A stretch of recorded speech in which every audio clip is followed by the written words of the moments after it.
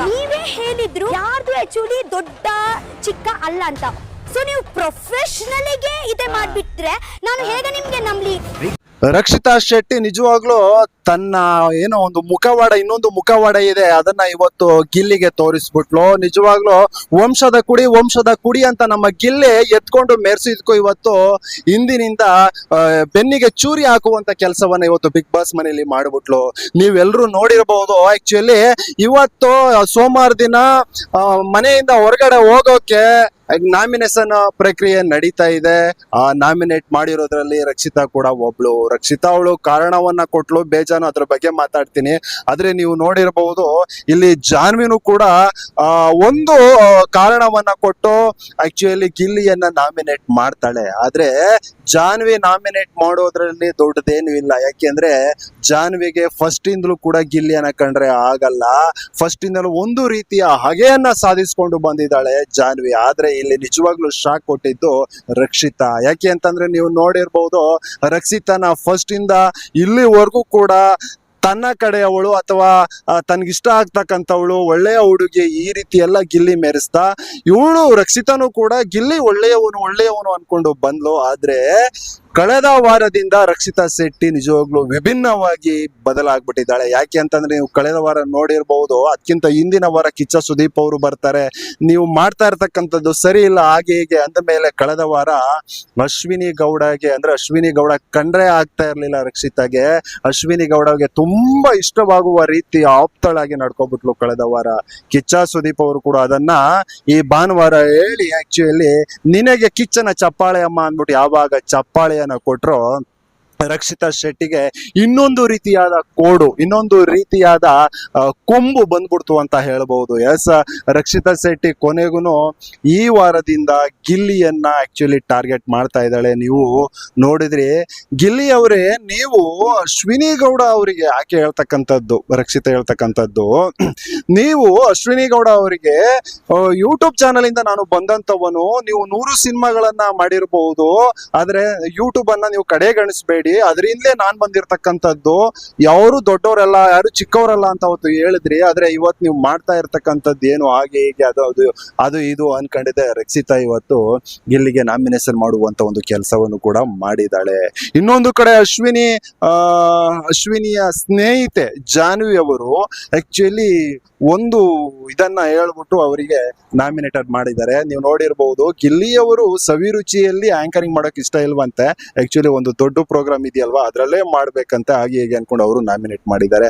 Actually ಇವರು ಏನೇ nominate ಮಾಡ್ಲಿ, ಆದ್ರೆ ನಮ್ಗೆ ಅನಿಸ್ತಾ ಇರೋದು ಅಂತಂದ್ರೆ ಇಲ್ಲಿ ಗಿಲ್ಲಿಗೆ ಇನ್ನೊಂದು ರೀತಿಯ ಶತ್ರು ಅಥವಾ ಹಾಗೆ ಈಗಿನಿಂದ ರಕ್ಷಿತಾ ಅಂತ ಹೇಳ್ಕೋಬಹುದು. ಯಾಕೆಂದ್ರೆ ನೀವು ನೋಡಿರ್ಬಹುದು, ಹಿಂದೆ ಎಲ್ಲ ಸಿಕ್ಕಾಪಟ್ಟೆ ಟಾರ್ಚರ್ ಕೊಟ್ಟಿದ್ದು ನಮ್ಮ ಅಶ್ವಿನಿ ಗೌಡ ಅವರು, ಜಾನ್ವಿ ಅವರು. ಇವಾಗ ಆ ಒಂದು ಸಾಲಿಗೆ ಎಲ್ಲೋ ರಕ್ಷಿತಾ ಶೆಟ್ಟಿ ತನ್ನ ಒಂದು ಪ್ರಯೋಗವನ್ನ ಮಾಡ್ತಾ ಇದ್ದಾಳೆ ಅಂತ ನಮ್ಗೆ ಅನ್ನಿಸ್ತು. ಯಾಕೆಂತಂದ್ರೆ ಅವಳು ಗೊತ್ತಾಗ್ಬಿಟ್ಟಿದೆ ಅಶ್ವಿನಿ ಗೌಡ ಇಲ್ಲಿ ಒಂದು ಮುನ್ನುಡಿಲಿದ್ದಾಳೆ, ಇನ್ನೊಂದು ಗಿಲ್ಲಿ ಮುನ್ನುಡಿಲಿದ್ದಾನೆ.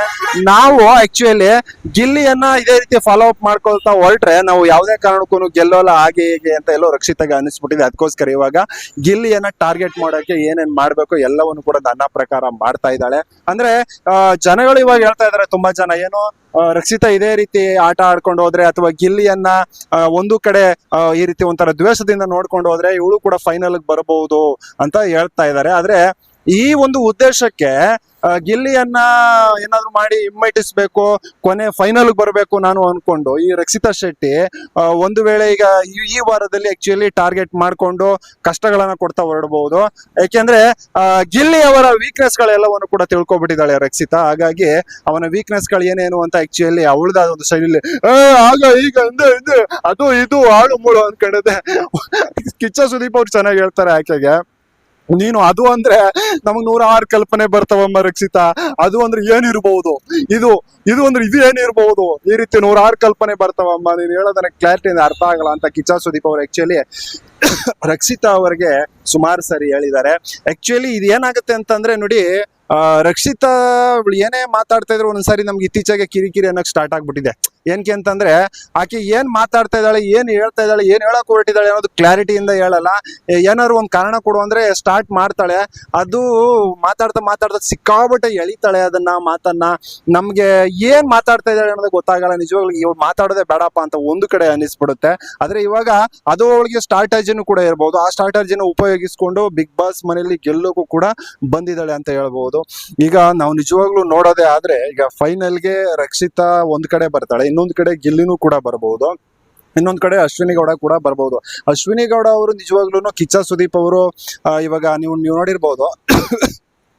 ಯಾವಾಗ ಕಿಚ್ಚ ಸುದೀಪ್ ಅವರು ನೋಡಿ ಅಶ್ವಿನಿ ಗೌಡ ಅವರೇ ನೀವು ಮರ್ಯಾದೆಯನ್ನ ಬಯಸ್ತಾ ಇದ್ದೀರಿ ಬೇರೆಯವರಿಂದ ಅಂತ ಅಂದ್ರೆ ನೀವು ಹುಟ್ಟೋ ಪ್ರತಿಯೊಬ್ಬ ಚಿಕ್ಕ ಮಗುವಿಗೂ ಕೂಡ ನೀವು ತಾವು ಅಂತಲೇ ಮಾತನ್ನ ಆಡ್ಬೇಕು ಅಂತ ಯಾವಾಗ ಕಿಚ್ಚ ಸುದೀಪ್ ಅವರು ಬೆಂಡೆತ್ತಿದ್ರು, ಅದಾದ ನಂತರ ತುಂಬಾ ಅಂದ್ರೆ ತುಂಬಾ ಒಂಥರ ಡಿಸ್ಟರ್ಬ್ ಆಗಿದ್ದಾರೆ ಅಂತಲೇ ಹೇಳ್ಬೋದು ಅಶ್ವಿನಿ ಗೌಡ ಅವರು. ಯಾಕೆ ಅಂತಂದ್ರೆ ಅದಾದ ಮೇಲೆ ಅಶ್ವಿನಿ ಗೌಡ ಮತ್ತೆ ಜಾನ್ವಿ ಅವರು ಕೂತ್ಕೊಂಡು ಮಾತಾಡ್ತಾ ಇದ್ರು. ನೀವೆಲ್ಲರೂ ನೋಡಿದ್ರೆ ಆಕ್ಚುಲಿ ಜಾನ್ವಿ ಜೊತೆ ನಾನು ತುಂಬಾ ಡಿಸ್ಟರ್ಬ್ ಆಗ್ತಾ ಇದ್ದೀನಿ, ನಾನು ಮಾತಾಡೋದು ಸರಿ ಇಲ್ವೇನೋ ಹಾಗೆ ಹೀಗೆ ಅಂತ ಅವರು ಡಿಸ್ಟರ್ಬ್ ಆಗ್ತಾ ಇದ್ರು. ಇವರು ಜಾನ್ವಿ ಅವರು ಅವರಿಗೆ ಬುದ್ಧಿವಂತಿಕೆ ಕೂಡ ಹೇಳ್ತಾ ಇದ್ರು. ಏನಂತ, ನೀವು ಜಾಸ್ತಿ ಕೋಪಗೊಳ್ಬೇಡಿ, ದ್ವೇಷ ಆ ರೀತಿ ಇಟ್ಕೊಳ್ಳೋದು ಅವೆಲ್ಲ ಬೇಡ, ಕೋಪದಲ್ಲಿ ಏನೇನೋ ಮಾತಾಡೋದು ಬೇಡ, ಸರಿಯಾಗಿ ಮಾತಾಡಿ ಆಗಿದೆ ಅಂತ ಜಾನ್ವಿ ಕೂಡ ಬುದ್ಧಿವಾದವನ್ನು ಕೂಡ ಹೇಳ್ತಾ ಇದ್ಲು. ಇದನ್ನ ನೋಡಿದ್ರೆ ನಮ್ಗೆ ಏನ್ ಅನ್ಸುತ್ತಪ್ಪ ಅಂದ್ರೆ ನೆಕ್ಸ್ಟ್ ಗಿಲ್ಲಿ ಮೇಲೆ ಆಕ್ಚುಲಿ ಇವಳು ಈ ರೀತಿ ಮಾತಾಡೋದಾಗಿರ್ಬೋದು, ಈ ರೀತಿ ಒಂದು ಟಾರ್ಗೆಟ್ ಗಳನ್ನ ಇಟ್ಕೊಳ್ಳೋದಾಗಿರ್ಬೋದು, ಅಥವಾ ನನಗೆ ಗೌರವಗಳು ಬೇಕು, ಮರ್ಯಾದೆಗಳು ಬೇಕು, ಈ ರೀತಿ ಜೈಸ್ತಿನ ಮೇಲೆ ಪುಂಗೋದು ಅಶ್ವಿನಿ ಗೌಡ ಅವ್ರದ್ದು ಸ್ವಲ್ಪ ಕಡಿಮೆ ಆಗ್ಬಹುದು ಅಂತ ನನಗೆ ಅನ್ನಿಸ್ತಾ ಇದೆ. ಹಾಗೆ ಇಲ್ಲಿ ಇನ್ನೊಂದು ಗಿಲ್ಲಿ ಅವರಿಗೆ ಆಕ್ಚುಲಿ ಕಿಚ್ಚ ಸುದೀಪ್ ಅವರು ರಾತ್ರಿ ಹೇಳ್ತಾ ಇದ್ರು, ರಘು ಅವರು ಆಕ್ಚುಲಿ ಗಿಲ್ಲಿ ಜೊತೆ ಇರೋದ್ರಿಂದ ಜಾಸ್ತಿ ಗುರುತಿಸ್ಕೊಳ್ತಾ ಇದಾರೆ, ಇಲ್ಲಾಂದ್ರೆ ಅವ್ರ ಮನೆಗೆ ಈ ಮನೇಲಿ ಅವ್ರಿಗೆ ಅವಕಾಶಗಳೇ ಇರೋಲ್ವೇನೋ ಅಂತ ಆಕ್ಚುಲಿ ಕಿಚ್ಚ ಸುದೀಪ್ ಅವರು ಹೇಳ್ತಾ ಇದ್ರು. ನಮ್ಗೆ ಏನ್ ಅನ್ಸುತ್ತೆ ಅಂದ್ರೆ ಇಲ್ಲಿ ಹೌದು ಗಿಲ್ಲಿ ರಘು ಜೊತೆಲಿ ಇರೋದ್ರಿಂದ ಅಥವಾ ರಘು ಗಿಲ್ಲಿ ಜೊತೆಲಿ ಇರೋದ್ರಿಂದ ಇಲ್ಲಿ ರಘುಗೆ ಅದು ಒಂದು ಪ್ಲಸ್ ಪಾಯಿಂಟ್. ಯಾಕೆಂದ್ರೆ ಈಗ ಗಿಲ್ಲಿ ಈಗ ಗೆಲ್ಲುವಂತ ಒಂದು ಕುದುರೆ ಆಗಿರೋದ್ರಿಂದ ಏನೇ ಮಾಡಿದ್ರು ಆಕ್ಚುಲಿ ರಘು ಅವ್ರಿಗೂ ಒಂದು ಪ್ಲಸ್ ಪಾಯಿಂಟ್. ಆದ್ರೆ ಇಲ್ಲಿ ಓಕೆ ಇವರಿಬ್ಬರದು ಬಾಂಡಿಂಗ್ ಚೆನ್ನಾಗಿದೆ. ಆಕ್ಚುಲಿ ಕಿಚ್ಚ ಸುದೀಪ್ ಅವರು ಕೆಲವೊಂದು ವಿಡಿಯೋಗಳನ್ನು ಕೂಡ ಹಾಕಿ ಹೊರಗಡೆ ಏನೇನು ನಡೀತದೆ ಎಲ್ಲವನ್ನು ಕೂಡ ತೋರಿಸಿದ್ರು. ಬಾಂಡಿಂಗ್ ಚೆನ್ನಾಗಿದೆ ಇಬ್ಬರದನ್ನು.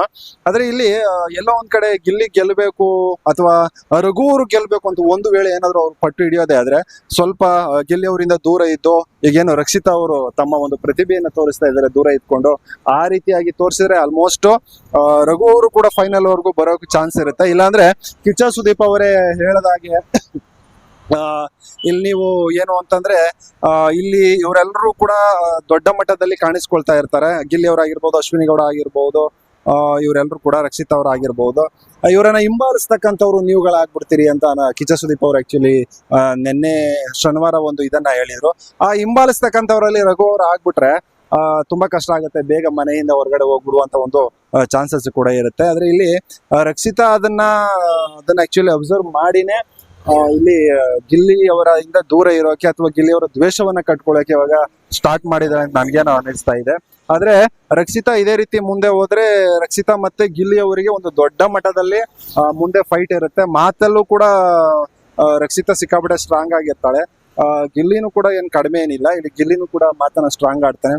ಹಾಗಾಗಿ ರಕ್ಷಿತಾ ಗಿಲ್ಲಿ ಅವರಿಗೆ ಮುಂದಿನ ದಿನಗಳಲ್ಲಿ ದೊಡ್ಡ ಮಟ್ಟದ ಒಂದು ಫೈಟ್ ಇರಬಹುದು. ನೋಡೋಣ ಯಾವ ರೀತಿಯ ಫೈಟ್ ಇರುತ್ತೆ, ಎಲ್ಲಿವರೆಗೂ ಬರ್ತಾಳೆ ರಕ್ಷಿತಾ. ಗಿಲ್ಲಿ ಅಂತೂ ಫೈನಲ್ ಗಂತೂ ಹೋಗೋದು ಪಕ್ಕ. ಯಾಕೆಂದ್ರೆ ಬಿಗ್ ಬಾಸ್ ಇತಿಹಾಸದಲ್ಲೇ ಮೊಟ್ಟ ಮೊದಲ ಬಾರಿಗೆ 50 ದಿನಕ್ಕಿಂತ ಮೊದಲೇ ಗೆಲ್ಲುವಂತವ್ರು ಯಾರು ಅಂತ ಗೊತ್ತಾಗಿರ್ತಕ್ಕಂಥದ್ದು ಈ ಬಾರಿ. ನೋಡೋಣ ನಿಮ್ಗೆ ಅನಿಸ್ತಾ ಇದೆ.